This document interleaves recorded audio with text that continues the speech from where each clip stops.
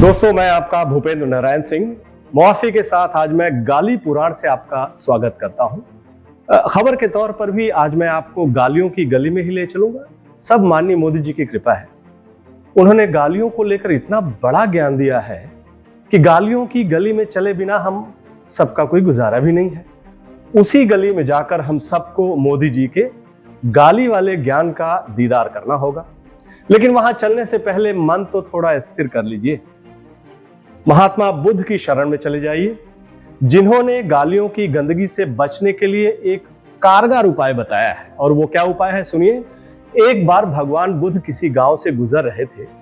वहां भारतीय जनता पार्टी के IT cell जैसा कोई बंदा मिल गया उन्हें। वो दम भर देने लगा भगवान बुद्ध को खूब गाली।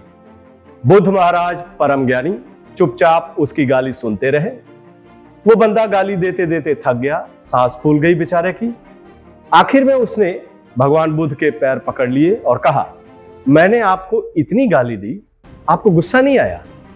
भगवान बुद्ध बोले, वत्स, तुमने मुझे गाली तो दी लेकिन मैंने ली ही नहीं, तो तुम्हारी दी हुई चीज तो तुम्हारे ही पास वापस पहुंच गई। उस बंदे को भगवान बुद्ध का ज्ञान से साक्षात्कार हुआ और बाद में वो भगवान बुद्ध का शिष्य बनकर बुद्धत्व में विलीन हो गया। गालियों को लेकर भगवान बुद्ध का यह ज्ञान समाज की सोच को सार्थक दिशा देता है। गालियों पर गुस्सा ना करने की नसीहत भी देता है। अब अपने देश के प्रधानमंत्री श्री नरेंद्र मोदी जी भगवान बुद्ध के इसी संदेश को अब अगले चरण तक ले गए हैं। उन्होंने गालियों से ऊर्जा पैदा करने की चमत्कारी तकनीक का विकास कर दिया है। मुस्कुराइए मत, मैं कोई सीरियस मजाक नहीं कर रहा हूं। अपनी इस चमत्कारी तकनीकी के बारे में खुद हमारे देश के प्रधानमंत्री श्री मोदी जी ने दुनिया को बताया है। अब सुनिए गौर से उनका बयान। लोग मुझसे पूछते हैं कि थकते नहीं हो। अब कल मैं सुबह दिल्ली में था, फिर कर्नाटक, फिर तमिलनाडु, फिर रात को आंध्र में, अभी तेलंगाना में। मैंने उनको समझाया, देखो भाई, मैं रोज 2-2.5 किलो 3 किलो गाली खाता हूं और परमात्मा ने मेरे भीतर ऐसी रचना कर दी है, ईश्वर ने ऐसे आशीर्वाद दिए हैं कि ये सारी गालियां मेरे अंदर प्रोसेस होकर न्यूट्रिशन में कन्वर्ट हो जाती है। ये हमारे देश के प्रधानमंत्री जी ने कहा। दोस्तों, अब मोदी जी के इस गाली ज्ञान की व्याख्या कीजिए। उनका सबसे बड़ा ज्ञान तो यही है कि गाली सुनी सुनाई ही नहीं जा सकती, उसे खाई भी जा सकती है। अब तक गाली सुनने सुनाने की बात चलती थी, लेकिन हमारे मोदी जी अपनी काबिलियत से इस पुरातन परंपरा को उसके अगले स्टेप गाली खाने तक के चरण में ले गए। हमारे देश के प्रधानमंत्री मोदी जी की इस काबिलियत के लिए उन्हें बधाई दीजिए और उसके बाद गौर कीजिए उनके गाली ज्ञान के दूसरे बिंदु पर। वो कहते हैं, रोज मैं 2-2.5-3 किलो गाली खाता हूं। उनके इस वाक्य से 2 बड़े अर्थ निकलते हैं। पहला तो ये कि गालियों को किलो में नापा जा सकता है, पाव भर की गाली, आधा किलो की गाली, 5 किलो की गाली। और दूसरा बड़ा अर्थ यह निकलता है कि गालियों के मामले में मोदी जी का हाजमा बहुत तंदुरुस्त है।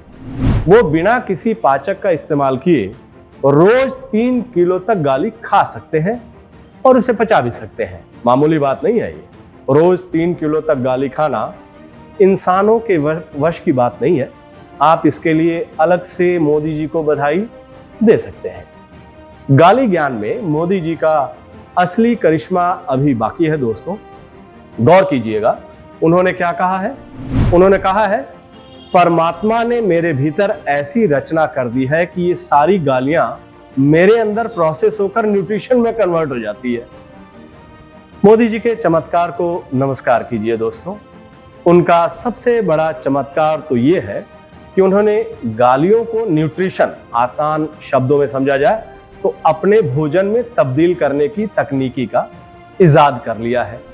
इसके आगे उन्होंने जो कुछ किया है वो तो वाकई अद्भुत है और अद्भुत के साथ अलौकिक भी है।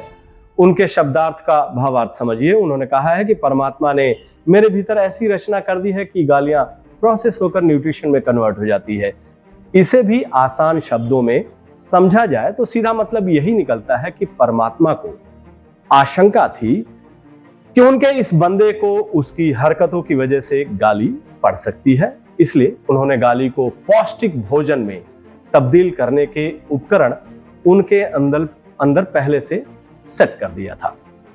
दोस्तों, अपने मोदी जी के इस गाली ज्ञान के हर पहलू के आगे मैं नतमस्तक हूं, शीश झुकाता हूं, स्वीकारता हूं कि ये मेरी नाकाबिलियत है कि मैं उनके जैसे गाली खाने और उस गाली से ऊर्जा पैदा करने की लियाकत अपने अंदर नहीं पैदा कर सका।